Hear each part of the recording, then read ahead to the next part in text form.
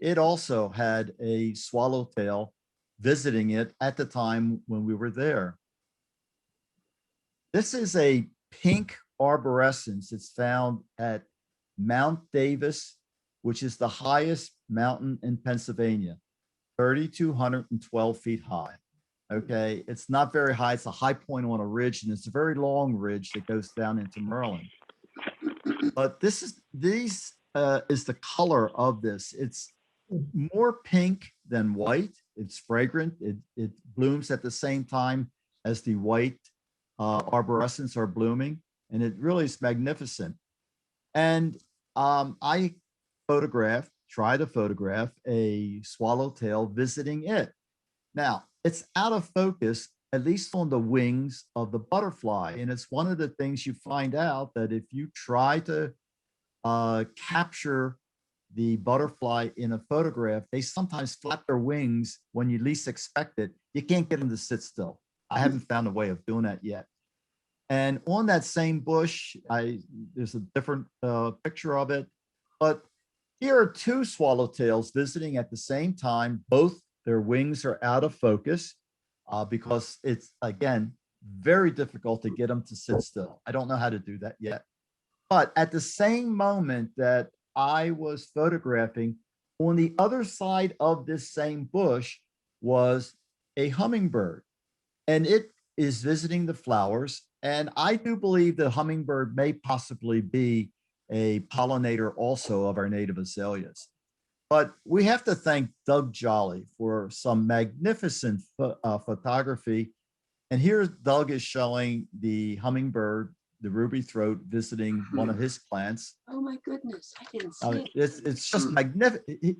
You have a superb photographer and a chronicler and everything else in Doug. So I really appreciate his work.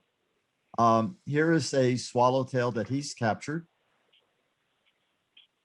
Here is another, I think, a pipe vine, again, on one of his plants. And if you look, if I can do this without advancing this, you look right here, this is pollen on the black wing of that butterfly.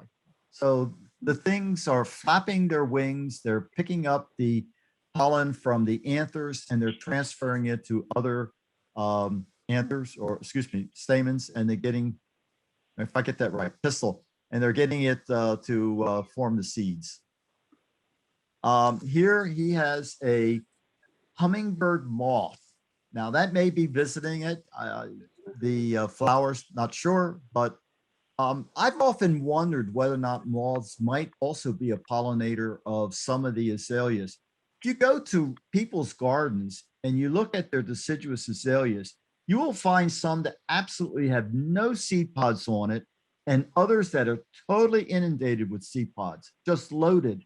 And you have to ask yourself why, because you may not actually see, for example, swallowtails in their gardens. So it could be moths or something else that is also pollinating.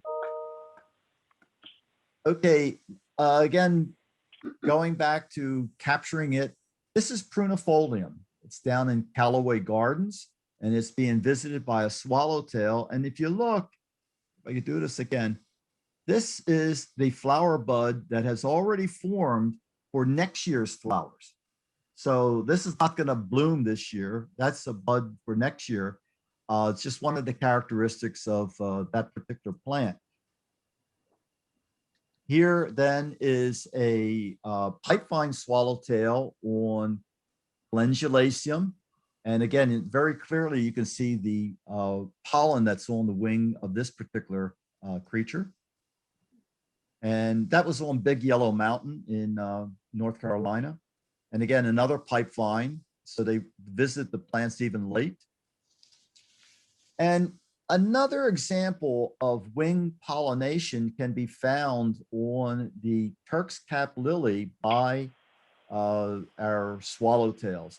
And this was an image done by Robert Greenleaf, and it's on Earl Somerville's website. So he photographs, or excuse me, he's put on his website many of the photos that Bob has taken over the years.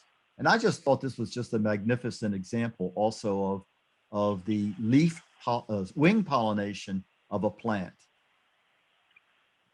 But the thing that fascinates me is really the interplay of the swallowtail and our orchids. This is a yellow fringed orchid, and the image is by Jim Fowler.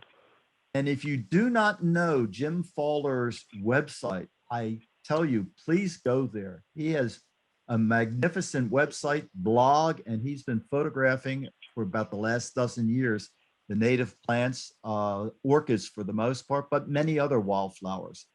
But here's what I find most interesting. Here's a pipevine swallowtail that is the pollinator of the yellow fringed orchid. And on the head of that swallowtail are pollen packets called pollinia. So here, this creature goes in, sticks its proboscis in to get the nectar or whatever, and that orchid transfers these things that these pollinia that stick to the head and the eyes of that particular thing. So my sense is that you have a creature here that pollinates different kinds of plants totally, but used in different parts of its body. Here's another example of this. Again, a few pollen packets that are on the head of that particular pipevine. Now, up along the Chirrahula Skyway, we saw these pipevines visiting these asters one October when we were out there to visit Hooper Bald. And they're all over. And I'm wondering, are they a pollinator? And what are they using? Their abdomen, their legs, or whatever to maybe form, help form seed pods or seed in the asters that are there. The pipevine swallowtail is a fascinating thing. It feeds on the native Dutchman pipevine, and that particular plant has poison in its nectar. The pipevine incorporates that poison in its body, and therefore predators avoid eating the pipevines. So here's some examples from what Marianne Borge had photographed there of the butterfly laying eggs on the plant, and then the nymphs that come out of that particular plant. And lo and behold, there becomes a pipevine, and it goes on and does its thing. There are several other swallowtails that are black, and I think they are probably black in one way, so they don't get eaten, okay, by predators who have learned to avoid the pipevine. There's a black morph of the female tiger swallowtail. So we usually see those as yellow and black, but there are black morphs there. There are other well, I think they may be pollinators, maybe not. They may not have the geometry to do it with their wings, and it may be just accidental. But you see a lot of these particular butterflies around, abounding. One thing, my notes I can't see because I got this thing up at the top. So you may see the name of the butterfly. And again, those were taken probably on Big Yellow Mountain. This is a butterfly that was on this lantana, and it was taken out of Longwood Gardens when Don and I had been up there photographing. But what was nice in this August timeframe was seeing the Franklinia in bloom there. And of course, the Franklinia probably is pollinated by a bee of one family, but I saw this red-banded streak butterfly on this particular flower. And I just think it's just a magnificent, looking picture with the butterfly and the Franklinia flower. To me, I like it. But you do see other pollinators, or excuse me, these swallowtails or other butterflies pollinating various things. This is on Viper's bugloss, which is a native actually of Europe that has escaped in here. Again, on this cow parsnip. And this may be the female black form of the tiger swallowtail. and again on thistle. And here's a great spangled frilary on yellow hawkweed on Roan High Bluff. So as a photographer, I just happen to like seeing these things and just capturing them. I put this out because these are cicadas taken in 2016 at Alder State Park in West Virginia. They're not pollinators, but those cicada are on a Periclymenoides. And I point this out because this is supposed to be a big cicada year. So get your earmuffs ready. And these little creatures will be crawling around and singing to us really soon from that part. Okay, rhododendrons in Nature's Rock Garden. Became interested, again, going up to Giant Ledge back in the late 80s and peering over the side. That picture originally was looking west.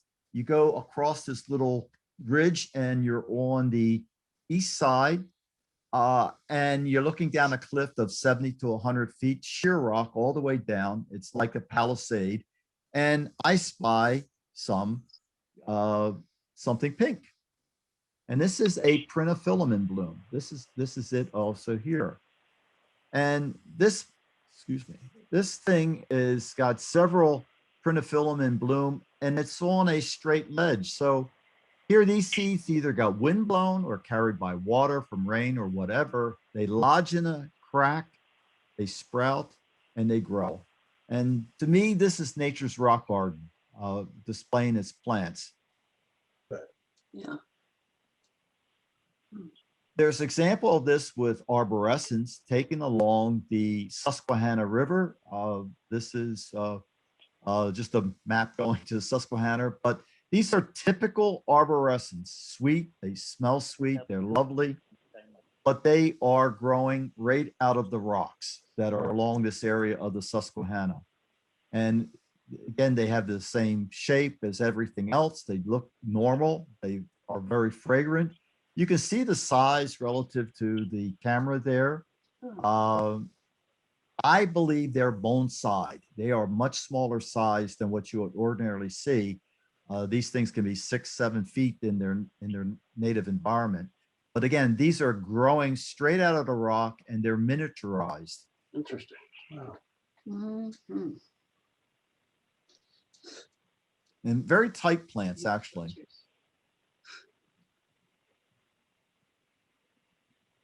So here's some variation of those flowers of those plants growing right there out of the rocks. So you see a little bit of pinkish in some of these longer tubes and various shapes on the edges of the petals. This is what the Susquehanna River looks like there at low water, which is like normally the June when I took these particular photos. It's an automobile tire and a rim that got carried down by floods. This thing gets flooded, okay, and it carries a lot down. This is a different year, different time. There was a lot of rain in the watershed and it flooded the river. So what we saw previously, this is about another 6 feet or 8 feet of water over top of that previous picture showing the low water type. And a couple of my friends with Steve Christoph and Glenn White, who were with me at that time. Now, the arborescens grow out of those rocks right up against this water's edge. But one that's a little bit above the water was this, and I caught this in a bloom time in June, and typical blooming is middle of June there. And there's all kind of debris in this thing. This plant had been flooded by floodwaters. So you can see the screening that's here and there's something else, and there's some branches that are flowing in there. So here you have arborescens that can be completely inundated. This was growing out of rock also. But they survive. They do survive. Excuse me, I'm sorry about that. Some examples of the arbs growing out of the rock, showing them out of foliage or in the fall foliage. They have normal type seed capsules. This is an older plant. judging by the size of it and the branching and everything else. And another area to see this kind of a thing, again, rhododendrons in the rock garden, is up at Swallow Falls State Park at the end of Maryland in Garrett County. Beautiful place to visit. It was a campsite for Henry Ford and Thomas Edison, Harvey Firestone. They camped out there a couple of years.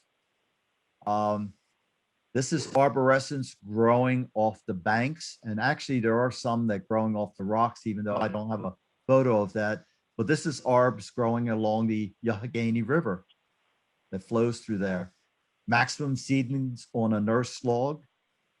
And this is, I believe, called Muddy Creek or Muddy Creek Falls. And here you have maximum seedlings growing out of that rock. Okay. Again, how they get there? Wind, water, flood, but they get there, they germinate, and they last, at least for a little while. Another example is one that Don Hyatt and I just love, and it's called Rhododendron Smoky Anum. It's one that you go down to the Great Smoky Mountains National Park. You go up to the real high ridge right there. And this is Newfound Gap. And you can find this right around Newfound Gap and all along the ridge going out to Mount LeConte and a few other places there. For years, this is a place that we have visited. This is taken in probably in February one year. And this is right on the Tennessee-North Carolina state line, elevation almost a mile. But if you go right down the road, just a little bit from that high point into Tennessee, you find at the right time, and this would be about the middle of June to the end of June, you'll find these flowers growing out of the rock. And these are rhododendrons, which many people, or some people, I should say, believed were Carolinianum. And they were identified as Carolinianum, but there are others who believe, no, it's not Carolinianum. It's something else. It just doesn't seem like Carolinianum in a way. But these are the plants that are growing there. And how old are these plants? Well, if you take a look, there is a drill mark when this road was probably cut in the late 30s and blasted out. And these plants have since colonized the fresh rock surfaces, okay? And they like perfect drainage. Wonderful rock garden plants. The other thing that's growing right here too are Kalmia latifolia, mountain laurel. But some examples of it, growing out of cracks. And you can walk out a couple miles to out the Appalachian Trail, and then afterwards to a place called the Jump Off. It's on its way out to Mount LeConte, and it's a rocky trail going up. And this is the Jump Off. Okay, if you're not careful, you can go down 100 feet pretty easy. Sheer drop straight down. Very difficult to get photographs of the actual smoky anum growing along the cliff face straight down. No soil there. But it's quite a lovely place to be once you suffer the going out there. This is a photograph of smoky anum. And these are some images from Don, who had taken it over the years, showing the variation. And here I was trying, I didn't have a drone. You couldn't use a drone in the national parks at that time, trying to see if I can extend my tripod and camera out long enough to be able to get a picture. And George McClellan is operating the little remote there on my thing. No good pictures. You need a drone to do it. But Don was able to get a little bit of the image, okay, of the thing growing straight down the cliff. Most recently now, this year, Dirk Albeck and Ralph Bauer have described the plant as a new species, smoky anum. And we can ask Don if he has any any new information about this thing, but it's a lovely piece of work. And we love calling it that, Smoky Anum. This is Mount LeConte. Okay, if you took the trails out further, and this is an image off the internet taken of Smoky Anum growing right at Mount LeConte down the cliff faces of the rocks that are there. Good rock garden. And these are taken by Ralph Bauer, who helped describe that plant. And just a magnificent thing. You really don't find it growing much in soil on top of the ground. It prefers that sharp rock to grow in. Just another example or two of rock gardens. This is a Catalbiense grown right out of the rock. And other plants like Michaud's saxifrage growing right at little things, cracks. This is the sand myrtle growing. And this is taken out off of Roan Mountain. And an image of what that is. You normally would expect to find that closer to the shore. It grows in the mountains also. And this is my example of a real fast rock garden, rock, moss, and the mushrooms growing next to it. Again, taken in Washington State. Rhododendrons the bad. When are rhododendrons bad?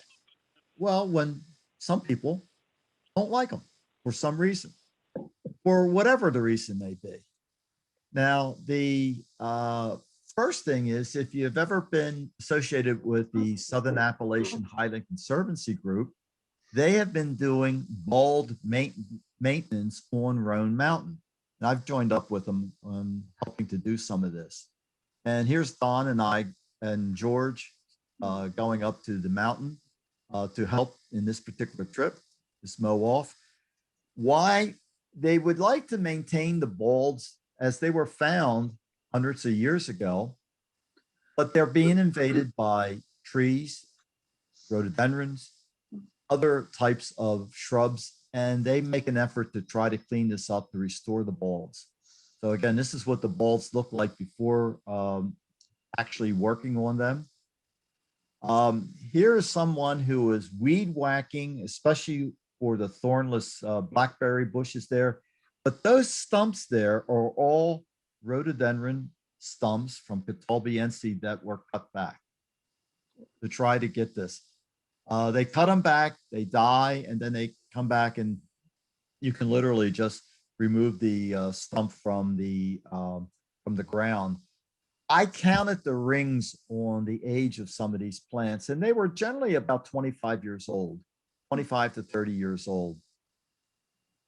This is what a restored bald looks like. And it's quite nice. I mean, there's, again, Roan Mountain way in the background, the highest peak, and Round Bald. And again, between this area, Grassy Ridge. They actually use goats to help try to maintain this area. And they use track mowers to try to maintain, again, to keep things down. And this is what it looks like after it's been mowed. But one of the big things they want to bring back, okay, as much as possible, is the environment for Gray's lily. And this was taken during one of those mow-offs, middle of July in one of the years. And it's truly a stunning lily to photograph.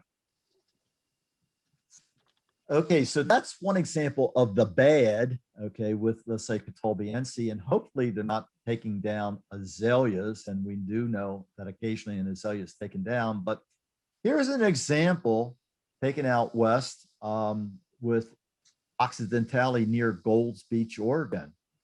And here Don Hyde is photographing these magnificent plants with the ocean right behind, so it's growing up against the ocean edge. And just a few feet from Don was this cattle guard, and there were some shrub bushes there, shrubbery debris. This debris was made up of a lot of those Occidentale plants. And when we looked at them, again, if I could do this carefully and point it out, right on the edge here. Where's my pointer? Okay, right on the edge. These are flowers of Occidentale from the plants, and I think there's some down here. So this owner of the land, I guess, wanted to use it for pasture or whatever else, and completely wiped out. Occidentale was bad. But the worst one I think you see or hear about is really what's going on in the British Isles. And this is a striking thing. Why I want to see every rhododendron bush wiped off the planet. That'll knock your socks off a bit. And again, it's a very political thing, but it's talking about invasive ponticum. And you find this throughout the British Isles. This is at Windsor Park, ponticum there, and some examples. And they look, they're magnificent to look at as rhododendrons. We would love them. So from whatever we see, but here's a map. The red areas, okay, is where invasive ponticum has been found. And it's particularly bad up in the British Isles.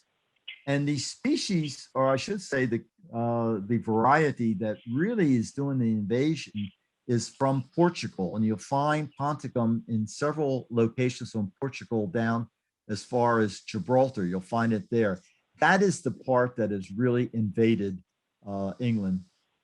And mainly because it was originally used as an understock for grafting other rhododendrons on. And it just takes off once it could. So again, this is in Scotland. And they control it.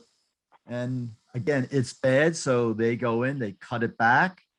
They will burn it, get big piles of the stuff. And rhododendrons burn.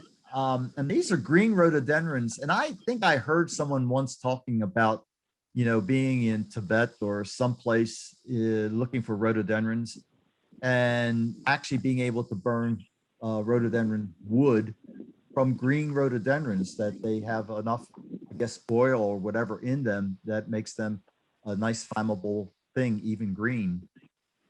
But this to me is the example of why it's invasive and why people hate it. I mean, you're taking down that plant, it's totally covering the ground. It's no light can really penetrate down there. So whatever was there originally is going to be dead, okay, as a result of being shaded out by the ponticum. There was a story in Ireland here where people got lost in the ponticums that are wild. So they're 6, 8 feet tall or whatever. If you get in there, they didn't know their way out, and they called for rescue. And the rescuers came. They had to get their way there. They went out in a little boat, okay, to pick them up. They guided them down from that location, brought them back, and by God, they're happy to be rescued. So you want to get lost in Ponticum, go there. I can tell you, you can get lost in maximum thickets, and they are very, very well, I won't call invasive, but they really do get you disoriented if you're caught down low in one of those.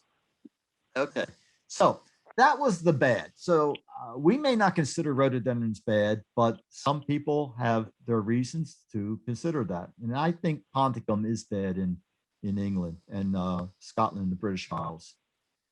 Forest fires. Back in 2016, November 2016, there was a fierce fire on Weah Bald in North Carolina. And George is there at Weah Bald. We're here. And it's a place we come to look at kalmia and arborescens growing there. These images are from Don. I appreciate them very much. This is the arborescens that you would see from the tower on the Bald. But this was the fire that was coming up from the forest fire in November 2016. It destroyed the trees, the shrubbery, the rhododendrons, the azaleas, all the way up the mountain in this particular part. And this is the area well before the fire where we're looking at the sign that's on way up Bald, but that's that same area after the fire. The sign's gone, okay, and everything was completely consumed and burned. This is the Appalachian Trail going down off of Waya. So that's what that looked like. This is the tower that's on top of Waya, and its roof was completely burned off. This is the Appalachian Trail leading from the tower going down the hill towards Copper Ridge. You see what the fire did. But here are some images taken off the internet about that. These were taken with a drone showing the effects of the fire going up the mountain. That's the tower with the roof that got burned off. And you can see the kind of devastation that went on. Fortunately, it didn't go over the mountain, but it was a chimney effect coming up the mountain. So it was really a very intense fire that literally killed everything. And so you can see how the fire did not go over the mountain, but it did come up.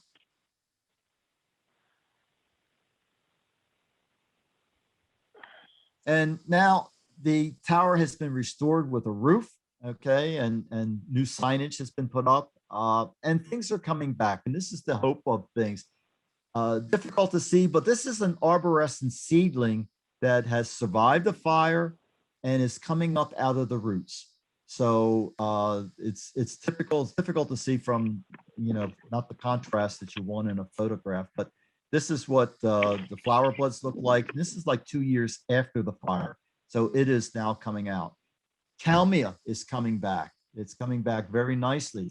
What doesn't come back are rhododendron maximums. They just seem to be destroyed totally. And it may be because they're shallow roots.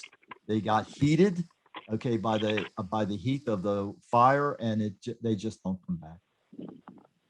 And now here's Don walking up the Appalachian Trail towards one of our favorite things to see. And again, this is at Waya, and this is a double calendulaceum. And we've come up, the main branches were burned, not by the actual fire that was there, that was really consuming everything, but the forest people had set a backfire to try to burn the debris and try to stop the main fire. That backburn came through the area where this double calendulaceum is. And again, this is the double calendulaceum. It's got new shoots growing out. The old shoots, the old ones that we used to photograph, they're gone. They're dead, from this part. So thank God, there's hope in some of these things when they can survive a forest fire. We hope someday to get back and see the azaleas from Tapawea. This is typical. If you go a little bit further out to, yeah, oh my God, I'm losing my train of thought. There's a nearby Bald, okay, and Don can help me if he wants. And again, you can see arborescence there, or you can see Kalmia, and they have some banded Kalmia there in this area here. So with that, I'm going to end and just show just 2 or 3 pictures of some nice rhododendrons. Hopeful sign that we'll see those again this spring. And this is a wonderful new hybrid called Sundust from the Andersons. Here's Jack Coles that people do love, and that's the Gressmans. And this is up at the Heritage Plantation. It's a wonderful plant we hope to be able to make available again to more people. And with that, I am going to say thank you and goodbye. And I show a Himalayan poppy, Mecanopsis praerae.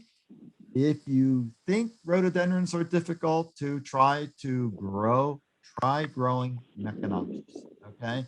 You have to have the right climate, but they're magnificent blue plants. And for that, I am going to say thank you all, and I appreciate having the opportunity to talk to you all. And if anybody has any questions, I'd be happy to answer them.